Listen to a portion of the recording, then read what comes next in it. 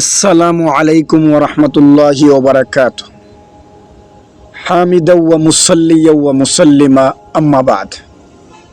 প্রিয় ভাইরা, আমরা যারা ঈমানদার, আমাদের সবচেয়ে বড় চাওয়া হলো ঈমানকে মজবুত করে জান্নাতের পথে চলা। আজ আমি আপনাদের সামনে এমন 5টি সহজ আমল নিয়ে এসেছি, যা করলে ইনশাআল্লাহ আমাদের ঈমান মজবুত হবে। 1 নম্বর, কোরআন তেলাওয়াত করা। এই কোরআন হলো একমাত্র গাইডলাইন যা আমাদের পথ দেখায়। সূরা আল ইসরা 9 নম্বর আয়াত। কোরআন শুধু পড়ার জন্য নয়, বুঝার জন্য, হৃদয়ে ধারণ করার জন্য প্রতিদিন অন্তত 5 থেকে 10 আয়াত হলেও পড়া উচিত। 2 নম্বর, নামাজ কায়েম করা। নামাজ হলো মুমিনের জন্য এক আলোকবর্তিকা। সহিহ মুসলিমের 223 নম্বর হাদিস।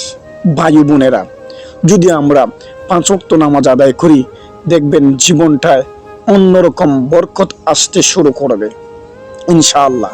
3 নম্বর, রাসূলুল্লাহ সাল্লাল্লাহু আলাইহি ওয়াসাল্লামের উপর দুরূদ পাঠ করা। যে ব্যক্তি একবার দুরূদ পাঠ করবে, আল্লাহ রাব্বুল আলামিন তার উপর 10 বার রহমত নাজিল করবেন।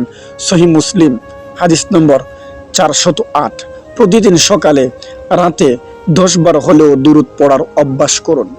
4 নম্বর, আল্লাহর জিকির করা। আল্লাহর জিকিরে অন্তর প্রশান্ত হয়। সূরা রাদের 28 নম্বর আয়াতে আল্লাহ বলেছেন, দিন রাতের যে কোনো সময় সুবহানাল্লাহ, আলহামদুলিল্লাহ, আল্লাহু আকবার বলার অভ্যাস গড়ে তুলুন। 5 নম্বর, আখিরাতের কথা ভাবা। দুনিয়া হলো ক্ষণস্থায়ী, আখিরাতই চিরস্থায়ী। আমরা কি জানি কখন আমাদের ডাক চলে আসবে? তাই মৃত্যুকে স্মরণ করলে গুনাহ থেকে দূরে থাকা সহজ হয়।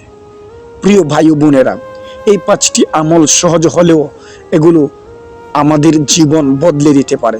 আসুন আমরা সবাই এই আমলগুলো শুরু করি। আল্লাহ যেন আমাদের ঈমান মজবুত করেন, আমিন।